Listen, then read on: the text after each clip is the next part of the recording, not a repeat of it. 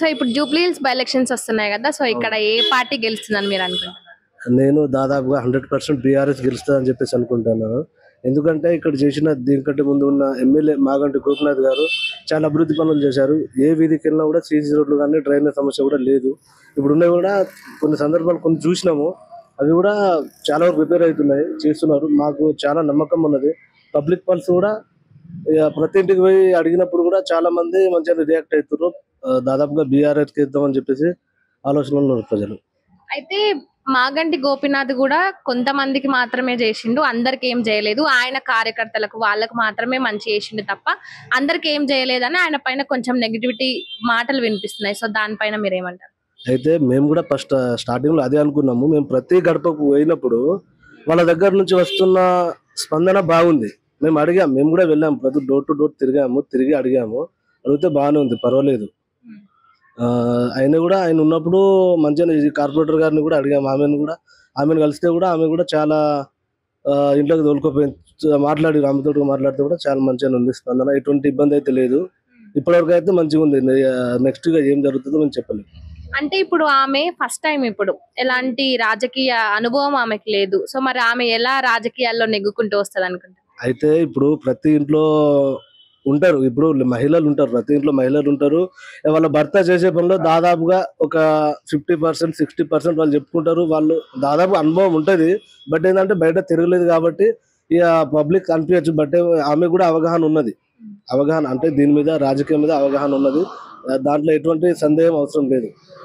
ఆమె కూడా చేయగలుగుతుంది. భర్త అడుగుజాడలో నడుస్తుంది. భర్త చేసిన పనులు వాళ్ళ బిడ్డ కూడా చాలా వరకు తిరిగింది, మాట్లాడుతుంది. వాళ్ళని కూడా రిసీవ్ చేసుకునే తత్వం కూడా బాగానే ఉంది. ప్రజలు కూడా ఎవరు కూడా ఇప్పటివరకు ఎటువంటి మాటలు అనలేదు, ఏం అనలేదు. అయితే ఇక్కడ కాంగ్రెస్ అభ్యర్థి ఎవరైతే ఉన్నారో నవీన్ యాదవ్, ఆయన స్థానికుడు, ఆయన గెలిచే అవకాశాలు ఖచ్చితంగా ఉన్నాయి. కేవలం మెజారిటీ కోసం మాత్రమే కాంగ్రెస్ ప్రయత్నిస్తుంది అంటూ వాళ్ళు మాట్లాడుతున్నారు. సో దానిపై మీరేమంటారు? తప్పండి. అది చాలా వరకు అంటే మేబీ ఉండక మేము దానికి అదేం లేదు. బట్ ఏంటంటే మేము తిరిగినప్పుడు బాధ. ఇప్పుడు ముస్లిం సోదరులు కానీ ఎవరైనా కానీ బీఆర్ఎస్ కే మద్దతు ఉన్నారు. దాంట్లో ఎటువంటి సందేహం అవసరం వస్తున్నాయి కదా మేడం. అయితే ఇక్కడ బీఆర్ఎస్ పార్టీ నుంచి ఏమో మాగంటి సునీత పోటీ చేస్తున్నారు, కాంగ్రెస్ పార్టీ నుంచి ఏమో నవీన్ యాదవ్, ఇంకా బీజేపీ పార్టీ నుంచి ఏమో లంకల దీపక్ రెడ్డి. సో ఏ పార్టీ గెలిచే అవకాశం ఉందంట? డెఫినెట్లీ బీజేపీ లంకల దీపక్ రెడ్డి గారే గెలుస్తారండి. అంటే ఎందుకు మేడం ఖచ్చితంగా? అంటే ఇప్పుడు బయట ఏం జరుగుతుందో చూస్తున్నారు కదా. కాంగ్రెస్ ప్రభుత్వం వచ్చాక ఏం జరుగుతుందో ప్రజలందరికీ తెలుసు. రౌడీ రాజ్యం అయిపోయింది. ఇంకొకటి 6 గ్యారెంటీలు అమలు చేస్తానని చెప్పాడు, ఒక గ్యారెంటీ అమలు చేయలేదు. ప్రజలంతా వ్యతిరేకతతో ఉన్నారు. భూముల దగ్గర రైతు బంధు ఇస్తా అన్నాడు, ఒక ఊర్లో ఇస్తాడు, ఒక ఊర్లో ఇయ్యాడు. దానికి చేతులు ఎత్తేసాడు. ఎక్కడన్నా ఏదన్నా ముఖ్యమంత్రి నా దగ్గర డబ్బులు లేవు నేను చేయలేనని ఒప్పేసుకున్నాడు ఆయన్ని. ఇంకోటి ఇప్పుడు రోడ్లు అవన్నీ చూడండి, మేము ఇప్పుడు తిరిగాము, ఎంత అధ్వానంగా ఉన్నాయో ఇక్కడ మీరు లోపలికి వెళ్ళి చూస్తే తెలుస్తుంది. అందరు మహిళలు ఎవరు కానీ ఏమంటున్నారంటే బీజేపీ వస్తేనే ఇప్పుడు నరేంద్ర మోడీ గారు కూడా కేంద్రంలో ఎన్ని చేస్తున్నాడు మన దేశాన్ని ముందుకు నడిపిస్తూ. డెఫినెట్లీ బీజేపీకి ఇస్తారు. అప్పుడు ఒకవేళ మిస్ అయినా ఇప్పుడు అందరు ఏమంటున్నారంటే ఈసారి మాత్రం మనం పోగొట్టుకోవద్దు, బీజేపీకి వేసి గెలిపియాలని అంటారు. అయితే ప్రధాన పోటీ కాంగ్రెస్ కి బీఆర్ఎస్ కి మాత్రమే ఉంది, బీజేపీ అంతంత మాత్రంగానే ఉంది అనే మాటలు వినిపిస్తున్నాయి. సో మరి దాన్ని అట్లా జనాలు అట్లా పుట్టిస్తున్నారు. ఎందుకంటే వాళ్ళకి ఓడిపోతామన్న ఇది తోటి. బీఆర్ఎస్ 10 ఏళ్లలో ఏం చేసింది? 10 ఏళ్ల బీఆర్ఎస్ పడుకొని పోయింది, ఇప్పుడు కాంగ్రెస్ వచ్చింది. వాళ్ళు రౌడీజం చేసుకుంటూ బతికేస్తున్నారు. 2 పార్టీలు లేదు. ఇది ఎప్పుడు పడుకోవడం, బీజేపీ ఎప్పుడు చెప్పుకోదు ఇలా అని. వాళ్ళు కామ్గా చేసుకుంటూ పోతుంటారు. ప్రజలంతా గమనిస్తున్నారు, మొత్తం ఇటువైపే మొగ్గు చూపుతున్నారు. కంపల్సరీ ఈసారి మాత్రం దీపక్ రెడ్డి గారు గెలుస్తారు. ఇంకోటి మేడం, ఇప్పుడు త్వరలోనే రేవంత్ రెడ్డి కూడా ప్రచారంలో పాల్గొనబోతున్నారని ఇది కూడా న్యూస్ రిలీజ్ చేశారు. సో దానిపైన మీరు రేవంత్ రెడ్డి గారికి ధైర్యం ఉండాలంటే ఏ హామీ నెరవేర్చాడని వస్తాడు. ఆయన గెలిచాక ఒక్క హామీ ఒకటన్నా స్కూటీలు ఇస్తా అన్నాడు. ఎవరికి ఏ హామీలు చేయలేకపోయింది కదా. ప్రజల్లో రావాలన్నా ఆయనకు కూడా కొంచెం ఇది ఉండాలి. ఎందుకంటే చెప్పింది బియ్యం అయినా ఏదైనా నరేంద్ర మోడీ గారు ఎట్లా చేస్తున్నారో అందరికి తెలుస్తుంది. దాని గురించి ప్రజలు మాత్రము ఈసారి కళ్ళు తెరుచుకొని డబ్బుకు ఆశపడకుండా ఎవరన్నా డబ్బు ఇచ్చినా మేము బీజేపీకే ఓటేస్తామంటారు. ఒక సనాతన ధర్మం అంటే బీజేపీ. ఏదైనా అవుతుంది అంటే బీజేపీ వాళ్ళే ముందుకు వస్తున్నారు. కాబట్టి బీజేపీనే గెలుస్తుంది, బీజేపీకే ఓటేస్తాం. మాకు అయితే ఏ పార్టీతోని కలెక్షన్ లేదు. ఎందుకంటే మాకు ఇప్పుడు దాకా ఏం చేయలేదు వాళ్ళు. డబల్ బెడ్రూమ్ లేదు, పింఛన్ లేదు, ఏం లేదు. కష్టం చేసి అంటే మీకు పింఛన్ రావట్లేదా? అప్లై చేసుకోలేదా మీరు? చేసాను, ఎంత చేసినాం. అంటే ఈ కాంగ్రెస్ ప్రభుత్వంలోనే చేశారా లేక అంతకుముందు కేసీఆర్ ప్రభుత్వంలో కూడా అప్లై చేశారా? కేసీఆర్ ప్రభుత్వంలో కూడా చేశాము. కాంగ్రెస్ కు ఉన్న దీపికా మేడం, మాఖండి సునీత గారు గిట్ట వచ్చారు చెప్తారు. ఏమది మాకు ఏంటి టీఆర్ఎస్ రావాలని అన్నాము, ఇంకా ఏం లేదు. ఈ రేవంత్ రెడ్డి ఏం చేస్తలేదు, టీఆర్ఎస్ రావాలని. టీఆర్ఎస్ వస్తే చేస్తుందా అంకుల్? అంటే మీరు ఇప్పటికీ పింఛన్ విషయంలో ఇంకా పింఛన్ రాలేదంట. మాకు పర్వాలేదమ్మా, కష్టం చేస్తున్నాం, దేవుడు ఇస్తున్నాడు మాకు. కానీ ఇంకొకరికి అది మోసం కావద్దు.